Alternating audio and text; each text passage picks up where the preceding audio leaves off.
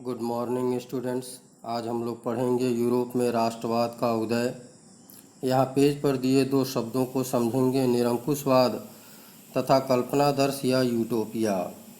निरंकुशवाद एक ऐसी सरकार या शासन व्यवस्था जिसकी सत्ता पर किसी प्रकार का कोई अंकुश नहीं होता। कल्पनादर्श या यूटोपिया एक ऐसे समाज की कल्पना जो इतना आदर्श है कि उसका साकार होना लगभग असंभव होता है। इस पेज पर चित्र 1 में के बारे में दिया गया है, जिसे 1848 में एक फ्रांसीसी कलाकार फ्रेडरिक सारियू ने बनाया था। इस चित्र में फ्रेडरिक सारियू ने जनतांत्रिक और सामाजिक गणतंत्र से मिलकर बने संसार की कल्पना की है, जिसमें सभी स्त्री पुरुष स्वतंत्रता की प्रतिमा की वंदना कर रहे हैं। प्रतिमा के सामने जमीन पर निरंकुश संस्थानों के नष्ट हुए अवशेष बिखरे हैं। जिस समय फ्रेडरिक सारियू ने यह काल्पनिक चित्र बनाया, उस समय तक संयुक्त राज्य अमेरिका, स्विट्जरलैंड राष्ट्र राज्य बन चुके थे, लेकिन जर्मन लोग एक संयुक्त राष्ट्र का हिस्सा नहीं बने थे। अर्नस्ट रैनन एक फ्रांसीसी दार्शनिक था, जिसने साबान विश्वविद्यालय में दिए अपने व्याख्यान में बताया कि राष्ट्र क्या है। रैनन लोगों के इस विचार की आलोचना करता कि राष्ट्र समान भाषा, नस्ल, धर्म या क्षेत्र से बनता है। रैनन का मानना था कि एक राष्ट्र प्रयासों, त्याग और निष्ठा तथा जन समूह की समान इच्छा संकल्प की एक बड़ी और व्यापक एकता है, जो जनमत संग्रह से स्पष्ट होता है। जनमत संग्रह अर्थात एक प्रत्यक्ष मतदान, जिसके जरिए एक क्षेत्र के सभी लोगों से एक प्रस्ताव को स्वीकार या अस्वीकार करने के लिए पूछा जाता है। जैसा कि अध्याय का नाम है यूरोप में राष्ट्रवाद का उदय, यहाँ दो शब्दों पर ध्यान देंगे, एक यूरोप, दूसरा राष्ट्रवाद। यूरोप अर्थात यूरोप महाद्वीप के देश या राष्ट्र, तथा राष्ट्रवाद अर्थात एक ऐसी विचारधारा या भावना जिसमें एक क्षेत्र, देश या राष्ट्र के निवासी राजनीतिक, सामाजिक, आर्थिक और सांस्कृतिक स्वरूप में मिलकर अपनी अलग पहचान बनाए रखते हैं। 19वीं शताब्दी के दौरान राष्ट्रवाद एक शक्ति के रूप में उभरा, जिसने यूरोप में बहुराष्ट्रीय वंश साम्राज्यों की जगह देश राज्य के उदय होने का नेतृत्व किया, जिससे आधुनिक राष्ट्र राज्य बनने लगे। इस अध्याय में यह जानेंगे, समझेंगे कि यूरोप में राष्ट्रवाद का उदय किस प्रकार हुआ। राष्ट्रवाद की पहली अभिव्यक्ति 1789 ईस्वी में फ्रांसीसी क्रांति से हुई। 1789 से पहले फ्रांस में निरंकुश राजतंत्र था। फ्रांसीसी क्रांति के बाद राजनैतिक और संवैधानिक बदलाव हुए, जिससे प्रभुसत्ता या शासन सत्ता राजतंत्र से निकलकर फ्रांसीसी नागरिकों के समूह के हाथों में आ गई। अर्थात अब नागरिक या लोग राष्ट्र की नियति तय करेंगे और राष्ट्र का गठन करेंगे। इसलिए क्रांति के बाद फ्रांसीसी क्रांतिकारियों ने ऐसे कदम उठाए जिससे फ्रांसीसी लोगों में एक सामूहिक पहचान की भावना पैदा हो सके। इसके लिए संयुक्त समुदाय का विचार दिया गया। फ्रांसीसी झंडा तिरंगा चुना गया। एस्टेट्स जनरल का नाम बदलकर नेशनल असेंबली रखा गया। क्रांति के शहीदों का गुणगान किया गया। क्षेत्रीय बोलियों का महत्व कम कर दिया गया। फ्रांस की राजधानी पेरिस में बोली जाने वाली भाषा को राष्ट्र के प्रयोग की भाषा बनाया गया। फ्रांसीसी क्रांतिकारियों ने यह घोषणा की कि फ्रांस यूरोप के अन्य लोगों को राष्ट्रों में गठित होने की मदद करेगा। लेकिन क्रांति के बाद फ्रांस का जो विशाल क्षेत्र नेपोलियन के हाथों में आया, वहाँ नेपोलियन ने 1804 में नागरिक संहिता लागू किया, जिसे नेपोलियन संहिता के नाम से जाना जाता है, जिसके द्वारा जन पर आधारित विशेषाधिकार समाप्त कर दिए गए, सामंती व्यवस्था समाप्त कर दी गई, किसानों को भू दासत्व और जागीरदारी शुल्कों से मुक्ति दिलाई गई। उद्योगपतियों तथा व्यापारियों को लगा कि एक समान कानून, मानक भार तथा नाप और एक राष्ट्रीय मुद्रा से एक इलाके से दूसरे इलाके में वस्तुओं और पूंजी के आवागमन में सहूलियत होगी। लेकिन वे क्षेत्र जिनको नेपोलियन ने युद्ध आदि के द्वारा जीता था, वहाँ बढ़े हुए कर या टैक्स और यूरोप को जीतने के लिए फ्रेंच सेना में जबरन भर्ती से हो रहे नुकसान के कारण नेपोलियन और फ्रांसीसियों का विरोध होने लगा। 18वीं सदी और उससे पहले पूर्वी और मध्य यूरोप निरंकुश राजतंत्रों के अधीन थे और यहाँ तरह तरह के लोग रहते थे। आज की तरह जर्मनी, इटली, स्विट्जरलैंड जैसे राष्ट्र राज्य नहीं थे। इन क्षेत्रों में रहने वाले तरह तरह के लोग अपने को एक सामूहिक पहचान या किसी समान संस्कृति का भागीदार नहीं मानते थे। ये लोग विभिन्न भाषा बोलने वाले और विभिन्न जाति समूह वाले लोग थे। जर्मन, इतालवी, पोलिश, मैग्यार आदि भाषा बोलने वाले भिन्न भिन्न क्षेत्रों में लोग एक हैब्सबर्ग साम्राज्य के अधीन रहते थे। इनमें कोई राजनीतिक एकता नहीं थी, केवल हैब्सबर्ग साम्राज्य के सम्राट के अधीन इन सब की निष्ठा इनको एक साथ जोड़े रखती थी। कुछ महत्वपूर्ण कारकों ने यूरोप में राष्ट्रवाद के उदय को जन्म दिया, जैसे नए मध्यम वर्ग का उदय हुआ, उदारवाद की विचारधारा का प्रसार हुआ, रूढ़िवाद की नई भावना और वियना की संधि तथा क्रांतिकारियों के उदय ने यूरोप में राष्ट्रवाद के उदय को जन्म दिया। कुलीन और नया मध्यम वर्ग किस रूप में था? तो सामाजिक और राजनीतिक रूप से जमीन का मालिक कुलीन वर्ग यूरोपीय महाद्वीप का सबसे प्रभुत्वशाली वर्ग था। यूरोप के पश्चिमी और मध्य भागों में औद्योगिक इकाइयों और व्यापार में बढ़ोतरी से शहरों का विकास हुआ और वाणिज्यिक वर्गों का उद्भव हुआ, जिनका अस्तित्व बाजार के लिए उत्पादन पर आधारित था। औद्योगिकरण के कारण नए सामाजिक समूह, श्रमिक वर्ग के लोग और मध्यम वर्ग जैसे उद्योगपति, व्यापारी और सेवा क्षेत्र के लोग अस्तित्व में आए। कुलीनों को प्राप्त विशेषाधिकारों की समाप्ति के बाद शिक्षित और उदारवादियों के मध्य राष्ट्रीय एकता के विचार लोकप्रिय हुए। उदारवादी राष्ट्रवाद के क्या मायने थे? तो 19वीं शताब्दी के शुरुआती दौर में राष्ट्रीय एकता के विचार उदारवाद की विचारधारा से अधिक जुड़े थे। नए मध्यम वर्गों के लिए उदारवाद का अर्थ व्यक्तियों के लिए स्वतंत्रता और कानून के समक्ष सभी को समान अधिकार था। फ्रांस में वोट देने और निर्वाचित करने का अधिकार विशेष रूप से अधिक संपत्ति वाले लोगों को दिया गया था। संपत्ति विहीन पुरुषों और महिलाओं को इस अधिकार से वंचित रखा गया था। आर्थिक क्षेत्र में उदारवाद बाजार की आज़ादी के पक्ष में था। साथ ही यह राज्य द्वारा लगाए गए वस्तुओं और पूंजी के आवागमन पर नियंत्रण को समाप्त करने के पक्ष में भी था। 1834 में प्रसा की पहल पर एक शुल्क संघ जालवेराइन का गठन किया गया, जिसने शुल्क अवरोध को समाप्त कर दिया और मुद्राओं की संख्या 2 कर दी। इससे पहले मुद्राओं की संख्या 30 से अधिक हुआ करती थी। यूरोप में 1815 के बाद एक नई रूढ़िवादी व्यवस्था का जन्म हुआ। 1815 ईस्वी में नेपोलियन की हार के बाद यूरोपीय सरकारें रूढ़िवाद की भावना से प्रेरित थीं। रूढ़िवादियों का मानना था कि राज्य और समाज की स्थापित परंपरागत संस्थाओं जैसे राजशाही, चर्च, सामाजिक ऊंच नीच, संपत्ति और परिवार को संरक्षित किया जाना चाहिए। यूरोपीय शक्तियों जैसे ब्रिटेन, रूस, प्रसा और ऑस्ट्रिया, जिन्होंने सामूहिक रूप से नेपोलियन को हराया था, के प्रतिनिधियों ने यूरोप के लिए समझौता करने के विषय में वियना में एक मुलाकात की। इस सम्मेलन का आयोजन ऑस्ट्रिया के चांसलर ड्यूक मैटरनिख द्वारा किया गया था। इसमें प्रतिनिधियों ने 1815 ईस्वी की वियना संधि की तैयारी की। वियना संधि की कुछ प्रमुख बातें निम्नलिखित थीं।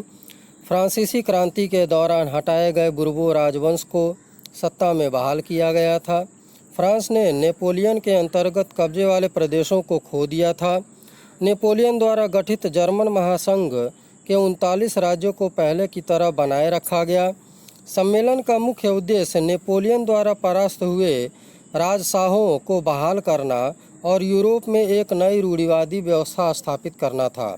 1815 ईस्वी में स्थापित रूढ़िवादी शासन निरंकुश शासन था, लेकिन उदार राष्ट्रवादियों ने वियना सम्मेलन के बाद स्थापित राजशाही रूपों का विरोध किया और विश्वास किया कि राष्ट्र राज्य का निर्माण आवश्यक था। 1815 के बाद दमन के भय से उदारवादी राष्ट्रवादी भूमिगत हो गए और क्रांतिकारियों के गुप्त संगठन उभर आए। इटली का क्रांतिकारी जूसेपी मैत्सिनी कार्बोनरी के गुप्त संगठन का सदस्य बना। बाद में मैत्सिनी ने मार्सेई के यंग इटली और बर्न में यंग यूरोप नामक दो भूमिगत संगठन बनाए। मैत्सिनी का विश्वास था कि ईश्वर की मर्जी के अनुसार राष्ट्र ही मनुष्यों की प्राकृतिक इकाई थी। मैत्सिनी ने राजतंत्र का घोर विरोध किया। रूढ़िवाद, उदारवाद और राष्ट्रवाद क्या है, एक बार फिर से समझेंगे। रूढ़िवाद अर्थात एक ऐसा दर्शन जो प्राचीन संचालित परंपराओं एवं रीति रिवाजों का समर्थन करे तथा तीव्र परिवर्तन एवं विकास के स्थान पर क्रमिक विकास को प्राथमिकता प्रदान करता रहे। उदारवाद लैटिन भाषा का शब्द लिबर से बना है, जिसका अर्थ है आज़ाद। 19वीं शताब्दी में इसका प्रयोग मध्यम वर्ग के लोगों और बुद्धिजीवियों द्वारा प्रोत्साहित विचारधारा के लिए किया गया। राष्ट्रवाद का क्या तात्पर्य है? तो राष्ट्रवाद एक ऐसी विचारधारा या भावना जिसके द्वारा जनता में राजनैतिक, सामाजिक और आर्थिक एकीकरण के साथ साझी संस्कृति के भागीदार होते हैं। 1830 से 1848 ईस्वी के समय को यूरोप में क्रांतियों के युग के रूप में जाना जाता है। जैसे जैसे रूढ़िवादी व्यवस्थाओं ने अपनी ताकत को और मजबूत बनाने के लिए कोशिश की, यूरोप के अनेक क्षेत्रों में उदारवाद और राष्ट्रवाद को क्रांति से जोड़कर देखा जाने लगा। यूरोप के अनेक क्षेत्रों में उदारवाद और राष्ट्रवाद क्रांति से जुड़ा हुआ था, जैसे इतालवी और जर्मन राज्य, ऑटोमन साम्राज्य, आयरलैंड और पोलैंड के प्रांत। प्रथम विद्रोह फ्रांस में जुलाई 1830 में हुआ। 1815 के बाद बुर्बो राजा रूढ़िवादी प्रतिक्रिया के दौरान सत्ता में बहाल किया गया था। उन्हें अब उदारवादी क्रांतिकारियों ने उखाड़ फेंका। उसकी जगह एक संवैधानिक राजतंत्र स्थापित किया गया, जिसका अध्यक्ष लुई फिलिप था। मैटरनिख ने एक बार यह टिप्पणी की थी कि जब फ्रांस छींकता है तो बाकी यूरोप को सर्दी जुकाम हो जाता है। जुलाई क्रांति से ब्रसेल्स में भी विद्रोह भड़क गया, जिसके फलस्वरूप United Kingdom of the Netherlands से अलग हो गया। ग्रीस अर्थात यूनान में स्वतंत्रता के लिए संघर्ष 1821 ईस्वी में शुरू हुआ और 1832 ईस्वी की कुस्तुनतुनिया की संधि ने एक स्वतंत्र राष्ट्र के रूप में ग्रीस यानी यूनान को मान्यता दे दी। इन समयों में रूमानी कल्पनाओं ने कला, कविता, कहानी, संगीत के द्वारा राष्ट्रीय भावनाओं को उत्पन्न होने के लिए प्रेरित किया। राष्ट्रवाद का विकास केवल युद्ध और क्षेत्रीय विस्तार के माध्यम से नहीं हुआ था, बल्कि राष्ट्रवाद के विकास में संस्कृति ने भी महत्वपूर्ण भूमिका निभाई थी। जर्मन दार्शनिक योहान ग्राटफ्रीड जैसे रूमानी चिंतकों ने दावा किया कि सच्ची जर्मन संस्कृति उसके आम लोगों में निहित थी।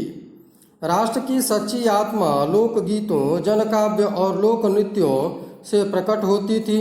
इसलिए लोक संस्कृति के इन स्वरूपों को एकत्र और अंकित करना राष्ट्र के निर्माण की परियोजना के लिए आवश्यक था। स्थानीय बोलियों पर बल और स्थानीय लोक साहित्य को एकत्र करने का उद्देश्य केवल प्राचीन राष्ट्रीय भावना को वापस लाना नहीं था, बल्कि आधुनिक राष्ट्रीय संदेश को ज़्यादा लोगों तक पहुंचाना था, जिनमें से अधिकांश निरक्षर थे। भाषा ने भी राष्ट्रीय भावनाओं के विकास में महत्वपूर्ण भूमिका निभाई थी। राष्ट्रवादी विरोध के लिए भाषा को एक हथियार बनाया गया। पोलैंड में रूसी भाषा के विरुद्ध चर्च के आयोजनों और संपूर्ण धार्मिक शिक्षा में पोलिश भाषा का इस्तेमाल हुआ। इसका नतीजा यह हुआ कि बड़ी संख्या में पादरियों और बिशपों को जेल में डाल दिया गया। पोलिश भाषा रूसी प्रभुत्व के विरुद्ध संघर्ष के प्रतीक के रूप में देखी जाने लगी। 1830 ईस्वी के दशक में यूरोप में महान आर्थिक कठिनाई हुई थी। 19वीं शताब्दी में यूरोप की जनसंख्या में तेजी से वृद्धि हुई। ग्रामीण क्षेत्रों के लोग शहरों में जाकर गरीब बस्तियों में रहने लगे थे। 1845 ईस्वी में सिलेसिया गांव के बुनकरों ने उन ठेकेदारों के विरुद्ध विद्रोह कर दिया जो उन्हें कच्चे माल की आपूर्ति करके तैयार माल लेते थे, परंतु मूल्य बहुत कम देते थे। 4 जून दोपहर के 2 बजे बुनकर अपने ठेकेदार की हवेली पर एकत्रित हुए और अधिक वेतन की मांग की। ठेकेदार द्वारा बुनकरों के साथ अनुचित व्यवहार किया गया और उन्हें धमकियां भी दी गईं। 1848 ईस्वी में भोजन की कमी और बड़े पैमाने पर बेरोजगारी के कारण पेरिस की जनसंख्या सड़कों पर आ गई। जगह जगह प्रतिबंध लगाए गए और लुई फिलिप को पलायन करने अर्थात भागने के लिए मजबूर किया गया। नेशनल असेंबली ने एक गणतंत्र की घोषणा की और 21 वर्ष के ऊपर वयस्क पुरुषों को मताधिकार प्रदान किया तथा काम करने का अधिकार सुनिश्चित किया। 1848 ईस्वी में जब अनेक यूरोपीय देशों में गरीबी, बेरोजगारी और भूखमरी से ग्रस्त किसान मजदूर विद्रोह कर रहे थे, तो साथ साथ पढ़े लिखे मध्यम वर्ग के लोग भी एक क्रांति कर रहे थे जिसे उदारवादियों की क्रांति के रूप में जाना जाता है। यूरोप के अन्य हिस्सों जैसे Germany, Italy, Poland, Austro Hungary साम्राज्य में उदारवादी मध्यम वर्ग के पुरुषों और महिलाओं के संविधानवाद की मांग को राष्ट्र राज्य के निर्माण की मांग से साथ जोड़ दिया गया। यह मांग संविधान, प्रेस की स्वतंत्रता और संघ बनाने की स्वतंत्रता पर आधारित थी। 18 मई 1848 को 831 निर्वाचित प्रतिनिधि फ्रैंकफर्ट संसद में अपना स्थान लेने के लिए एक जुलूस में शामिल हुए। यह संसद सेंट पॉल चर्च में आयोजित हुई। उन्होंने एक जर्मन राष्ट्र के लिए संविधान का प्रारूप तैयार किया। जब प्रतिनिधियों ने प्रसा के राजा फ्रेडरिक विल्हेम चतुर्थ को ताज पहनाना प्रारंभ किया तो उसने उसे अस्वीकार कर उन राजाओं का साथ दिया जो निर्वाचित सभा के विरोधी थे। संसद में मध्यम वर्गों का वर्चस्व था जो श्रमिकों और कारीगरों की मांगों का विरोध करते थे। परिणाम स्वरूप इन वर्गों ने उनके समर्थन को खो दिया था। अंत में सैनिकों को बुलाया गया और विधानसभा को विस्थापित करने के लिए मजबूर किया गया। उदारवादी आंदोलन के अंदर महिलाओं को राजनीतिक अधिकार प्रदान करने का मुद्दा भी विवादास्पद रहा है। यहाँ एक शब्द है नारीवाद, इसे समझते हैं। नारीवाद अर्थात स्त्री पुरुष की सामाजिक, आर्थिक एवं राजनीतिक समानता की सोच के आधार पर महिलाओं के अधिकारों और हितों का बोध होना नारीवाद के रूप में जाना जाता है। उदारवादी आंदोलनों में बड़ी संख्या में महिलाओं ने वर्षों से सक्रिय रूप से भाग लिया था। महिलाओं ने अपने स्वयं के राजनीतिक संगठनों की स्थापना की, अखबार निकाले और राजनीतिक सम्मेलनों में भाग लिया। 1848 ईस्वी में रूढ़िवादी बल उदारवादी आंदोलनों को दबाने में सक्षम थे, लेकिन वे पुराने आदेश को बहाल नहीं कर सके। हैब्सबर्ग प्रभुत्व वाले क्षेत्रों और रूस में गुलामी एवं बंधुआ श्रम दोनों को समाप्त कर दिया गया था। यद्यपि रूढ़िवादी ताकतें 1848 में उदारवादी आंदोलनों को दबा पाने में कामयाब हुई थीं, किंतु वे पुरानी व्यवस्था बहाल नहीं कर पाईं। राजाओं को यह समझ में आना शुरू हो गया था कि उदारवादी राष्ट्रवादी क्रांतिकारियों को रियायतें देकर ही क्रांति और दमन के चक्र को समाप्त किया जा सकता था। 1848 के बाद के वर्षों में मध्य और पूर्वी यूरोप की निरंकुश राजशाहियों ने उन परिवर्तनों को आरंभ किया जो पश्चिमी यूरोप में 1815 से पहले हो चुके थे। इस प्रकार हैब्सबर्ग अधिकार वाले क्षेत्रों और रूस में भूदासत्व और बंधुआ मजदूरी समाप्त कर दी गई। हैब्सबर्ग शासकों ने हंगरी के लोगों को ज़्यादा स्वायत्तता प्रदान की, हालांकि इससे निरंकुश मैग्यारों के प्रभुत्व का रास्ता ही साफ हुआ। अब हम लोग पढ़ेंगे जर्मनी और इटली के एकीकरण के बारे में। 1848 के बाद राज्य की सत्ता को बढ़ाने और पूरे यूरोप पर राजनीतिक प्रभुत्व हासिल करने के लिए रूढ़िवादियों ने अक्सर राष्ट्रवादी भावनाओं का इस्तेमाल किया। राष्ट्रवादी भावनाएं मध्यम वर्गीय जर्मन लोगों में काफ़ी फैली हुई थीं और उन्होंने 1848 में जर्मन महासंघ के विभिन्न इलाकों को जोड़कर एक निर्वाचित संसद द्वारा शासित राष्ट्र राज्य बनाने का प्रयास किया था, मगर राष्ट्र निर्माण की यह उदारवादी पहल राजशाही और फौज की ताकत ने मिलकर दबा दी। उनका प्रशा के बड़े भूस्वामियों ने भी समर्थन किया। इसके बाद प्रशा ने राष्ट्रीय एकीकरण के आंदोलन का नेतृत्व किया। उसका प्रमुख मंत्री ऑटो वान बिस्मार्क इस प्रक्रिया का अर्थात जर्मनी के एकीकरण की प्रक्रिया का जनक था, जिसने प्रशा की सेना और नौकरशाही की मदद ली। 7 वर्ष के दौरान ऑस्ट्रिया, डेनमार्क और फ्रांस से 3 युद्धों में प्रशा को जीत हुई और एकीकरण की प्रक्रिया पूरी हुई। जनवरी 1871 में वारसाय में हुए एक समारोह में प्रशा के राजा विलियम प्रथम को जर्मनी का सम्राट घोषित किया गया। 18 जनवरी 1871 की सुबह बेहद ठंड थी। जर्मन राज्यों के राजकुमारों, सेना के प्रतिनिधियों और प्रमुख मंत्री ऑटो वान बिस्मार्क समेत प्रशा के महत्वपूर्ण मंत्रियों की एक बैठक वारसाय के महल के बेहद ठंडे Sheesh Mahal hall of mirrors में हुई। सभा ने प्रशा के काइजर विलियम प्रथम के नेतृत्व में नए जर्मन साम्राज्य की घोषणा की। जर्मनी में राष्ट्र निर्माण की प्रक्रिया ने प्रशा का अधिक प्रभाव रहा। नए राज्य ने जर्मनी की मुद्रा, बैंकिंग और कानूनी तथा न्यायिक व्यवस्थाओं के आधुनिकीकरण पर काफ़ी जोर दिया। अब हम लोग जानेंगे इटली के एकीकरण के बारे में। इटली अनेक वंशानुगत राज्यों तथा बहुराष्ट्रीय हैब्सबर्ग साम्राज्य में बिखरा हुआ था। 19वीं सदी के मध्य में इटली 7 राज्यों में बटा हुआ था, जिनमें से केवल एक सार्डिनिया पिडमांट में एक इटालवी राजघराने का शासन था। उत्तरी भाग ऑस्ट्रियाई हैब्सबर्गों के अधीन था। मध्य इलाकों पर पोप का शासन था और दक्षिणी क्षेत्र स्पेन के बुर्बो राजाओं के अधीन थे। इतालवी भाषा के विविध क्षेत्रीय और स्थानीय रूप भी मौजूद थे। 1830 के दशक में ज्यूसेppe मैत्सिनी ने एकीकृत इतालवी गणराज्य के लिए एक सुविचारित कार्यक्रम प्रस्तुत करने की कोशिश की थी। उसने अपने उद्देश्यों के प्रसार के लिए यंग इटली नामक एक गुप्त संगठन भी बनाया था।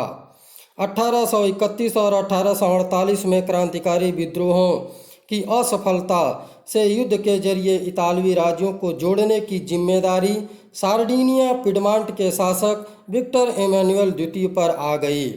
इस क्षेत्र के शासक अभिजात वर्ग की नज़रों में एकीकृत इटली उनके लिए आर्थिक विकास और राजनीतिक प्रभुत्व की संभावनाएं उत्पन्न करता था।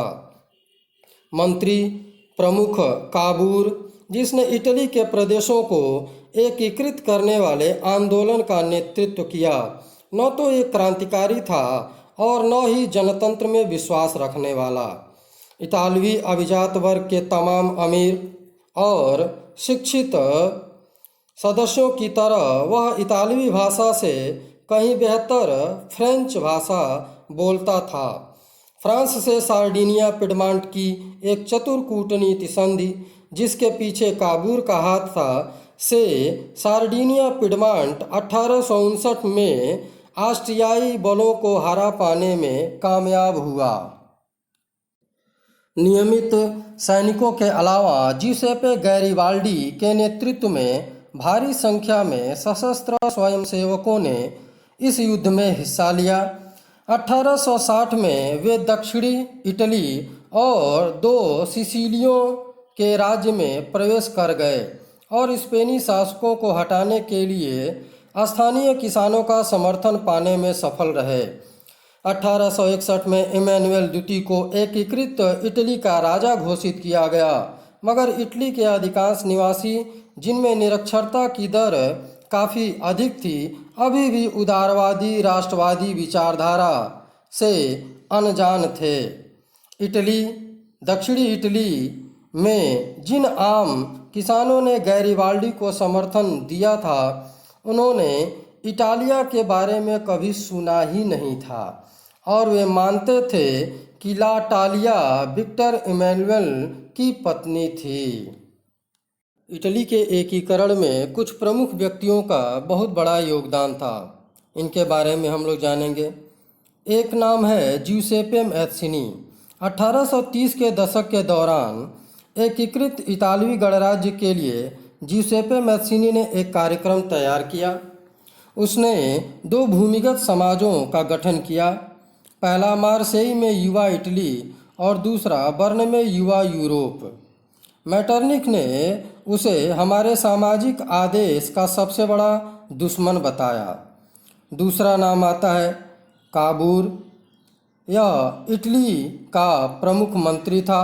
इसका पूरा नाम था काउंटी कैमिलो डी काबूर, जो 1852 से 1860 ईस्वी तक पिडमांट राज्य का मंत्री बना।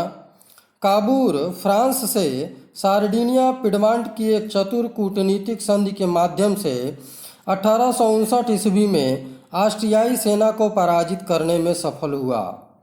अगला नाम आता है ज्यूसेप्पे गैरिबाल्डी का। यह इटली के एकीकरण का एक प्रमुख व्यक्ति था। इसने 1833 ईस्वी में मैत्सिनी से मुलाकात की और यंग इटली के आंदोलन में शामिल हो गया। इसने 1834 ईस्वी में पिडमांट में एक गणतंत्रीय विद्रोह में भाग लिया। 1854 ईस्वी में इसने इतालवी राज्यों को एकजुट करने के लिए विक्टर इमैनुएल द्वितीय का समर्थन किया। इसने 1860 ईस्वी में दक्षिणी इटली में एक्सपीडिशन ऑफ द 1000 यानी 1000 लोगों का एक अभियान का नेतृत्व किया था। अब हम लोग जानेंगे ग्रेट ब्रिटेन के विकास के बारे में। 18वीं सदी से पहले कोई ब्रिटिश राष्ट्र नहीं था। ब्रिटिश द्वीपों में रहने वाले अंग्रेज, वेल्स, स्कॉटलैंड या आयरिश लोगों की प्राथमिक पहचान नृजातीय थी। नृजातीय का क्या तात्पर्य है? अर्थात एक साझा नस्ली, जनजातीय या सांस्कृतिक उद्गम अथवा पृष्ठभूमि जिसे कोई समुदाय अपनी पहचान मानता है। राष्ट्र राज्य के रूप में ग्रेट ब्रिटेन के विकास को हम समझेंगे।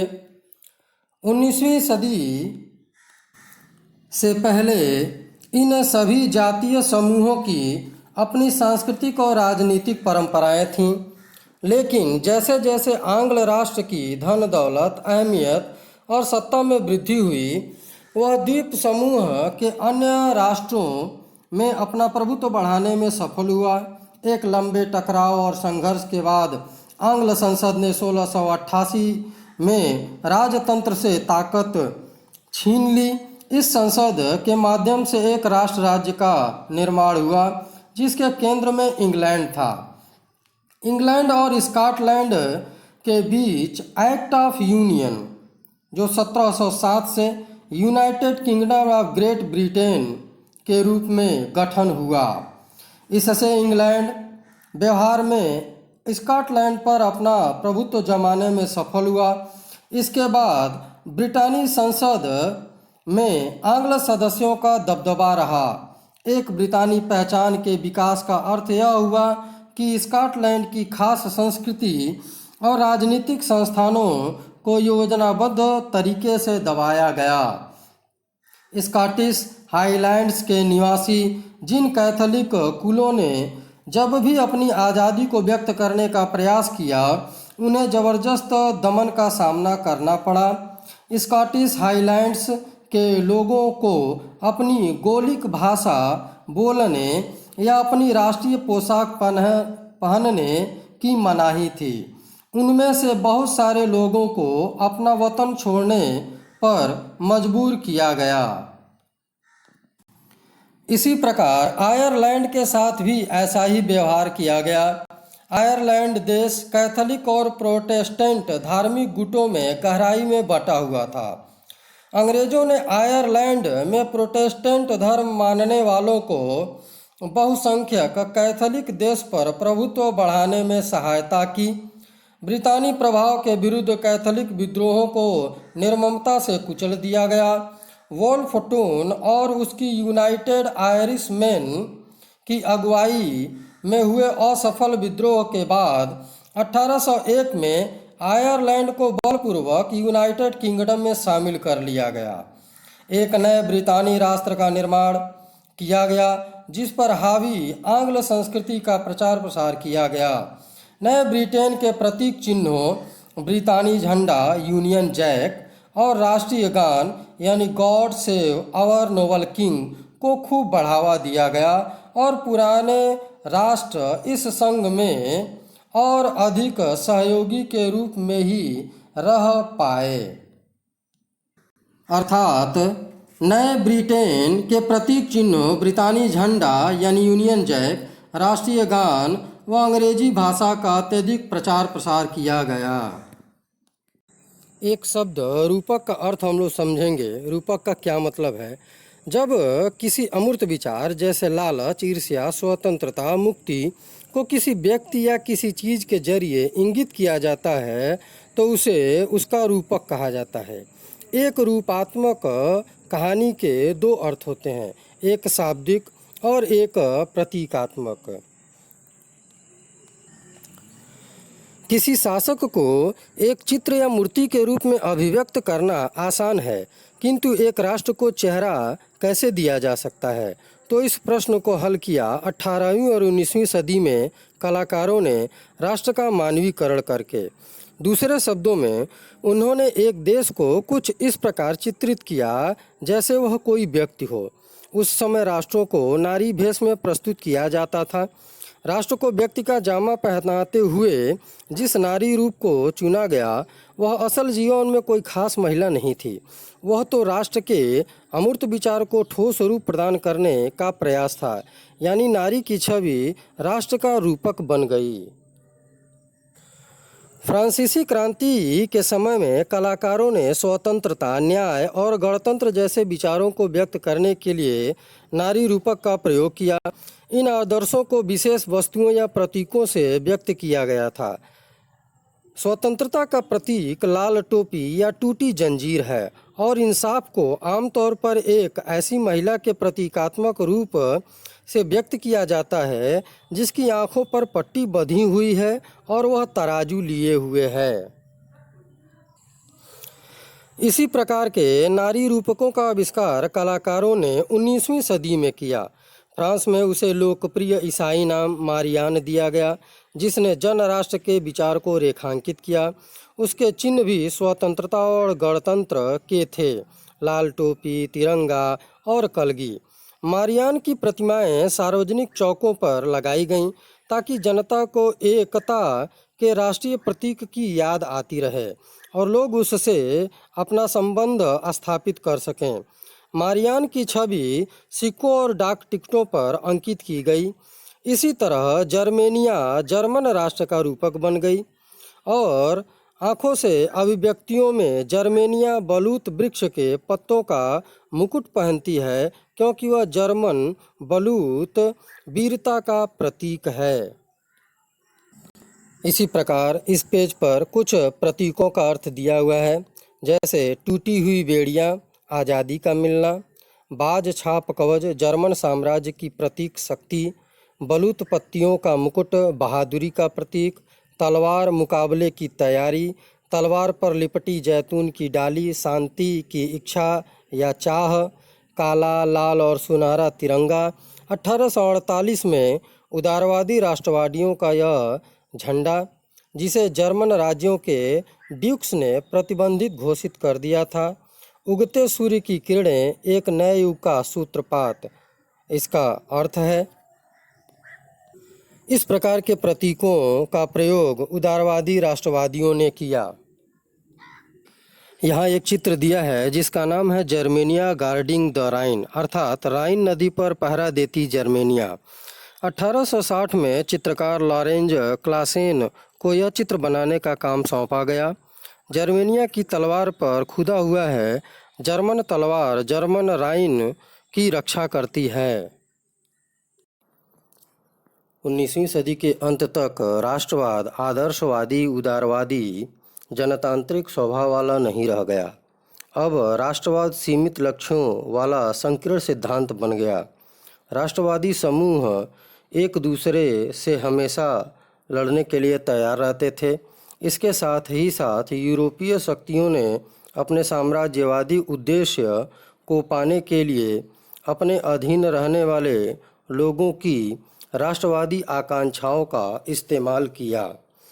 1871 के बाद यूरोप के गंभीर राष्ट्रवादी तनाव का स्रोत बना बाल्कन का क्षेत्र। इस क्षेत्र की भौगोलिक और जातीय भिन्नता थी,